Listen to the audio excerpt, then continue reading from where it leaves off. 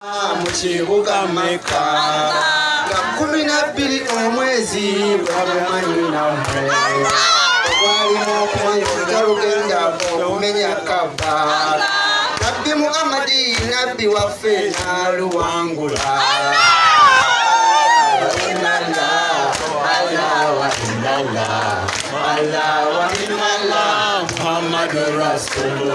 Empagi z'Obusiraamu ab'oluganda ziri mpagi 5 Omusiraamu omukkiriza yenna z'agoberera esooka kwe kukkiriza nti Katonda wali omu n'oyatula nti Muhammadi mubaka wa Mungu eyokubiri kwe kusaalanga esswala 5 n'eyokusatu okutoola zakka ku maaliyo baaba eyokuna kwe kusaala omwezi gwa Ramadani n'eyokutaano ne tugenda e Mekka okukola hijja